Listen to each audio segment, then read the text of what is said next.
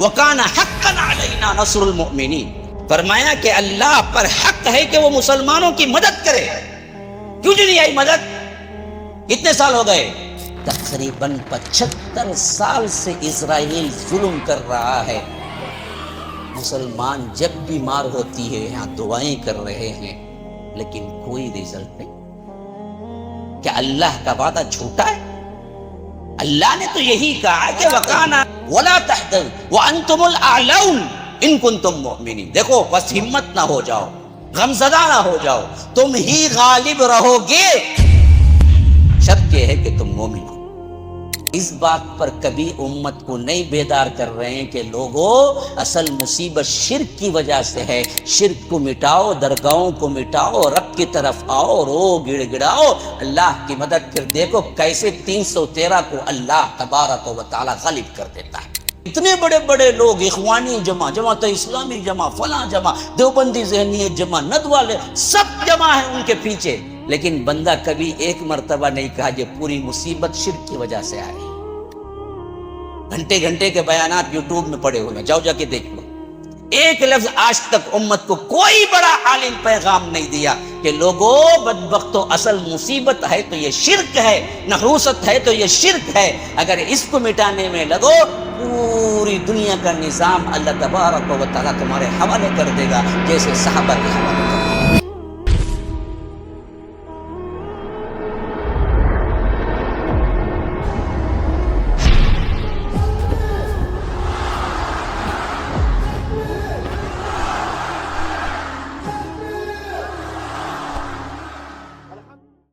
مظلوم فلسطینی ہیں، دعا کرنا ہم پہ واجب ہے. ہم دعا کر رہے ہیں، ہم قنوت نازلہ پڑھ رہے ہیں. اپنی مسجد میں خود مسجد السلام میں صبح و شام یا فجر میں کنٹینیو قنوت نازلہ پڑھ رہا ہوں، پڑھوا رہا ہوں. لیکن سمجھنے کی بات اصل میں وہ نہیں ہے. سمجھنے کی بات یہ ہے کہ آج مسلمان ہر جگہ مال کیوں کھا رہے ہیں؟ کیوں رب کی مدد نہیں آ رہی ہے؟ کیوں اتنا چرخ و پکار، اتنی مظلومیت؟ اللہ کے رسول صلی اللہ علیہ وسلم نے جب فرمایا حضرت معاذ کو کہ مظلوم کی بد دعا سے بچو، ایاک ودعوۃ المظلوم، کیونکہ مظلوم جب پکارتا ہے تو اس پر مذہب نہیں دیکھا جاتا، اللہ کے ہاں اس کی پکار کو سنا جاتا. مظلوم ہے تو ضرور مدد آتی ہے. اسی لیے حضرت معاذ کو اللہ کے رسول نے کہا کہ مظلوم اور اس کے درمیان کوئی حجاب نہیں ہوتا، رب کے درمیان اس کی دعا قبول ہوتی ہے.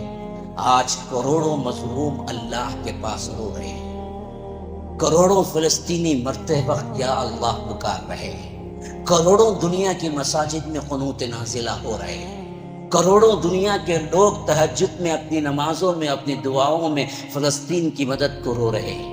سوال یہ ہے کہ اب تک جواب کیوں نہیں آیا؟ سوچنے کا مقام یہ ہے کہ آخر کیا ماجرا ہے کہ ہماری دعائیں، ہمارے قنوت فلسطینیوں کا آہو بکا اللہ کے پاس پہنچتا ہی.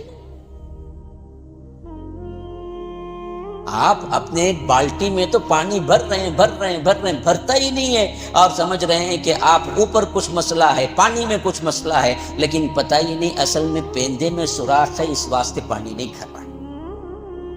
آپ پیندے میں تو سوراخ رکھ دیے اور اوپر سے نل چلا دیا اور لوگوں کو کہہ رہے ہیں، دعائیں کر رہے ہیں، لوگوں کو بتا رہے ہیں، رو رو کے کہہ رہے ہیں کہ دیکھو بھائی کتنی دیر سے میں پانی چلا رہا ہوں لیکن میری بالٹی بھرتی ہی نہیں ہے. ان لوگوں نے کچھ سازش کر دی ہے، یہ پانی کچھ اور ہے، شاید کیمیکل ہے یا اگر گیس بن کے اڑ جاتا ہے. تو لوگ پاگل نہیں بولیں گے؟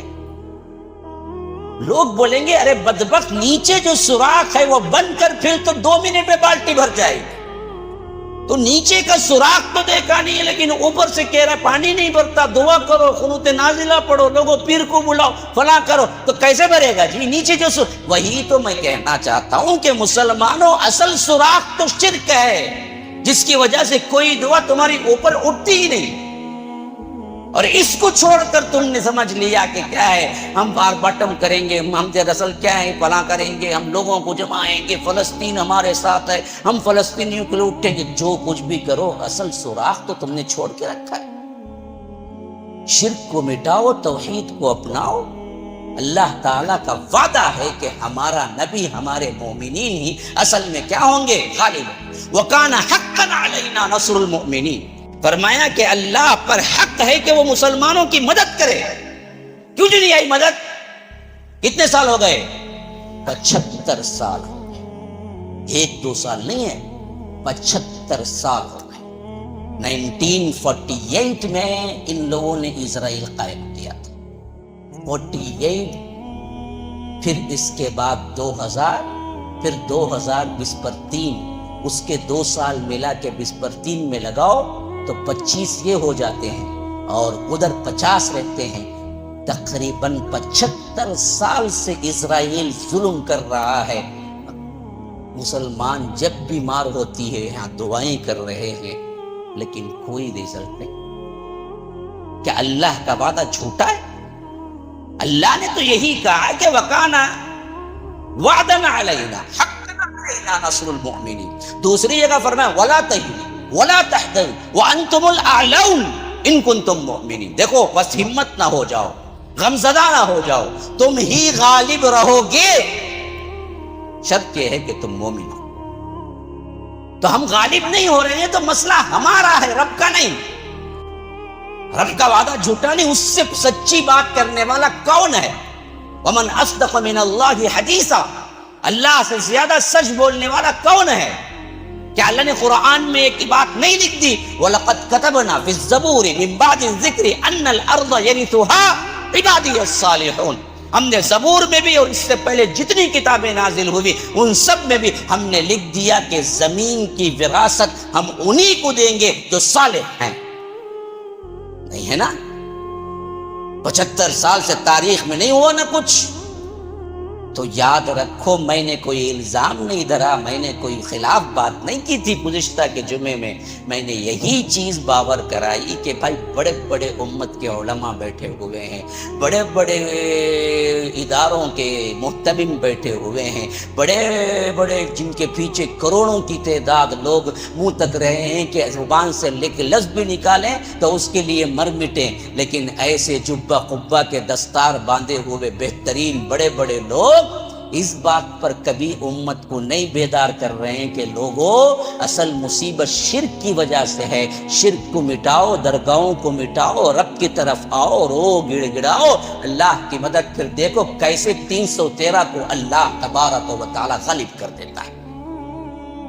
یہ کوئی نہیں بول رہا، میں نے نام لے کے کہا. مولانا سجاد نعمانی صاحب تک کوئی میرا یہ پیغام پہنچا دے کہ اتنی بڑی بڑی کانفرنسیں اور اتنے بڑے بڑے لوگ، اخوانی جمع، جماعت اسلامی جمع، فلاں جمع، دیوبندی ذہنیت جمع، ند والے سب جمع ہیں ان کے پیچھے، لیکن بندہ کبھی ایک مرتبہ نہیں کہا یہ پوری مصیبت شرک کی وجہ سے آئی. گھنٹے گھنٹے کے بیانات یوٹیوب میں پڑے ہوئے ہیں، جاؤ جا کے دیکھ لو. ایک لفظ آج تک امت کو کوئی بڑا عالم پیغام نہیں دیا کہ لوگوں بدبختو اصل مصیبت ہے تو یہ شرک ہے، نحوست ہے تو یہ شرک ہے. اگر اس کو مٹانے میں لگو پوری دنیا کا نظام اللہ تبارک و تعالیٰ تمہارے حوالے کر دے گا جیسے صحابہ کے حوالے کر دیا تھا. یہ مقصود تھا اصل اس بیان سے.